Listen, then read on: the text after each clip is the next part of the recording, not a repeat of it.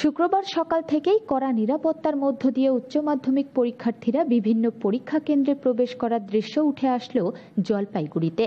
Jalpaiguri medical college ও হাসপাতালেও পরীক্ষার্থীরা রয়েছে। উচ্চ মাধ্যমিক পরীক্ষার্থীদের এবার ৯টা ৪৫ মিনিটের মধ্যেই দিয়ে দেওয়া হবে প্রশ্নপত্র ও খাতা।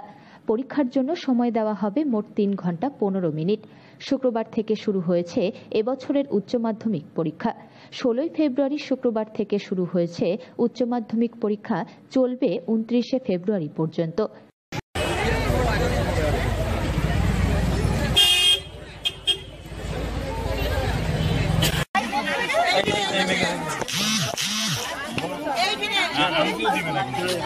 ব্যাগ কোথায় রাখছি? ব্যাগ ওইখানে রেখে দে। সাইডে আসো, ব্যাগটা ওইখানে রেখে দে। ব্যাগগুলো রেখে দে। ব্যাগটা রেখে দে এখানে। ব্যাগ একদম সাইড সাইড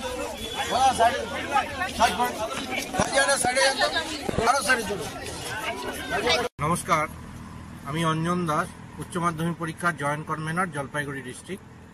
আপনারা সকলেই অবগত আছেন যে আগামীকাল অর্থাৎ ১৬ই ফেব্রুয়ারি থেকে ২৯শে ফেব্রুয়ারি পর্যন্ত আমাদের এবার উচ্চ মাধ্যমিক পরীক্ষা অনুষ্ঠিত হতে চলেছে। যে সমস্ত পরীক্ষার্থী এবার পরীক্ষায় বসতে চলেছ, তোমাদের সকলের জন্য রইল অনেক অনেক শুভেচ্ছা এবং অভিনন্দন। এবং তোমাদের কাছে একান্ত অনুরোধ, আগামী কয়েকদিন তোমাদের যে পরীক্ষা চলবে সেই সময় তোমরা খুব শান্তিপূর্ণভাবে পরীক্ষা হলে পরীক্ষা দেবে এবং তোমরা পরীক্ষা হল থেকে শান্তিপূর্ণভাবে বেরিয়ে আসবে। পরীক্ষা দেওয়ার জন্য যা যা প্রয়োজনীয় পদক্ষেপ গ্রহণ করার জলপাইগুড়ি জেলা প্রশাসন সমস্ত কাজ কমপ্লিট করে রেখেছে। এবং সমস্ত অভিভাবক অভিভাবিকাদের কাছে আমার একান্ত অনুরোধ যে আপনার ছেলেমেয়েরা যখন পরীক্ষা দিতে যাবে আপনারা নিশ্চিত করবেন যে তারা কোনো মোবাইল ফোন নিয়ে যাতে পরীক্ষা হলে প্রবেশ না করে। এটা আপনাদের কাছে একান্ত অনুরোধ থাকলো। এবং জলপাইগুড়ি জেলার সমস্ত জনপ্রতিনিধির কাছে আমার একান্ত অনুরোধ থাকলো, আগামী ১৬ই ফেব্রুয়ারি থেকে ২৯শে ফেব্রুয়ারি আমাদের জেলায় যে উচ্চ মাধ্যমিক পরীক্ষা হতে চলেছে তাতে আমাদের ১৮,৫০০ ছেলে মেয়ে এই পরীক্ষায় বসতে চলেছে। তাদের জীবনের এই গুরুত্বপূর্ণ পরীক্ষা যাতে কোনো অসুবিধে না হয় তার জন্য আপনাদের সকলের কাছে আমি সহযোগিতা চাইছি। কারণ আমাদের জলপাইগুড়ি জেলা প্রশাসনের উদ্যোগে তাদের যাওয়া আসার সমস্ত ব্যবস্থা আমরা সুনিশ্চিত করেছি।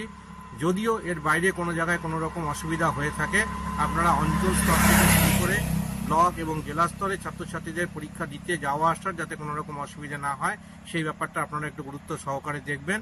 যদি কোথাও কোনো অসুবিধা মনে হয় আপনাদের সহযোগিতার হাত বাড়িয়ে রাখবেন, এই অনুরোধ আপনাদের কাছে রাখবেন।